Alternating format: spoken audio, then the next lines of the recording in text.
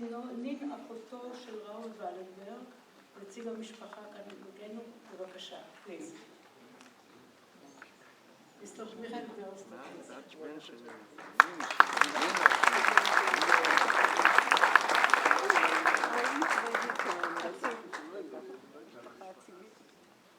Thank you. It's a great honor to be here.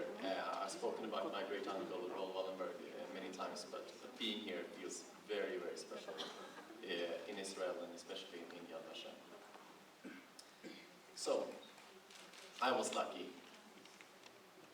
I was born in safe and peaceful Sweden long after the war. But my family had wounds that had not healed as I grew up. My grandmother's beloved brother had disappeared, and for decades, we were alone in our struggle to find out the truth about what happened to Raoul. This influenced us all, and despite being disappeared, Raoul played a very central part in all of our lives.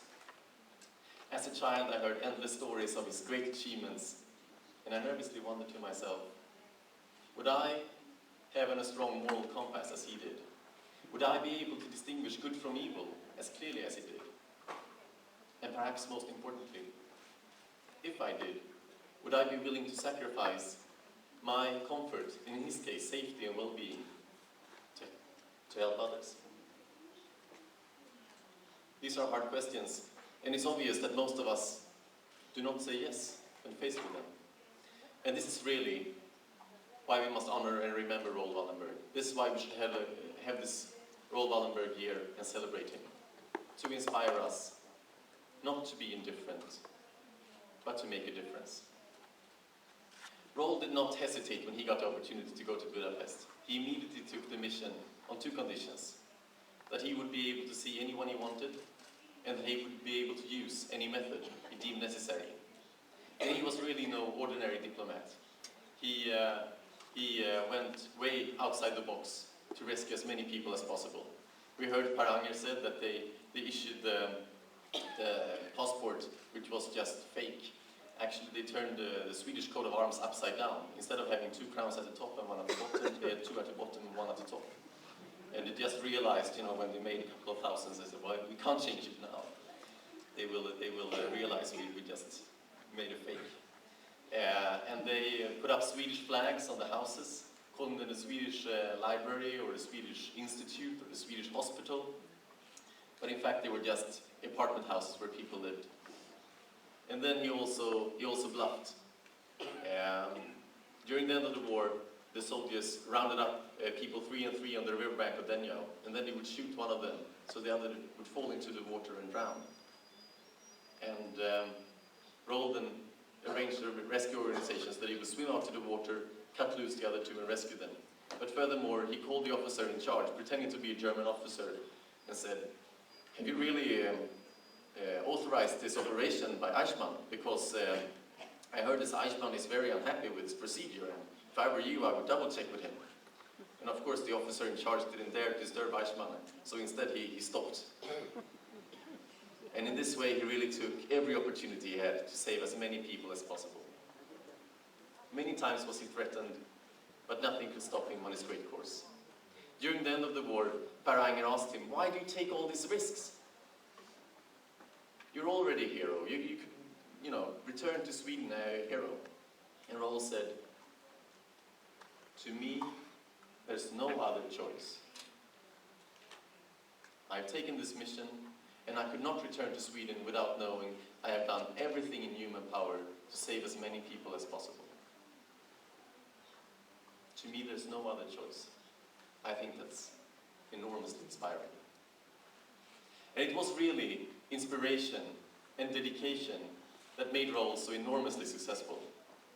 Of course, he had many skills that made him suitable, but if it wasn't for his dedication, he wouldn't have made a difference as successfully as he did. And in his case, he had his role models, which were Fridtjof Nansen and Elsa Brännström. Unfortunately, I don't have time to talk much about them. But one story that really illustrates the importance of inspiration occurred in 1941 when my grandmother and Raoul was invited by the British Embassy in Stockholm to see a film, a really propaganda film. It was called Pimpernel Smith. Yes. Some of you may have heard about it or even seen it. The title, of course, allures to Scarlet Pimpernel, who during the French Revolution went to France to save the French aristocracy. And there, Leslie Howard played a leading role. And he also played a leading role in Pimpernel Smith. But here he played a Cambridge professor who went to France to save Jews during the Second World War. And when Raoul comes out from the cinema, or from the embassy, he says to my grandmother, "That is exactly what I want to do." In the same way Raoul was inspired by Elsa Brännström and Pimpernel Smith, he can now inspire us. And therefore, my family 10 years ago initiated the Raoul Wallenberg Academy for Young Leaders. The Academy offers an outstanding leadership education in the spirit of Raoul to high school students. But just to be inspired is not enough. We must, of course, act. And therefore, we are now in the process of forming the Raoul Wallenberg Difference Makers. People who, just like Raoul, want to work hands-on with the most serious problems facing us today, using innovative methods. One way to do this that I feel particularly passionate about is through social entrepreneurship. And the network will offer a platform where people can meet each other and get inspiration, but also gathering experiences from earlier projects and offer support to new ones. I think it's important not just to remember the Holocaust, but to remember that genocides and other human rights violations has happened many times after the Holocaust and still happens today. Most recently, we see human rights violations in Syria. And being in Israel, I feel compelled to mention the human rights violations on the West Bank. Today we also face new challenges. I think particularly about the climate change.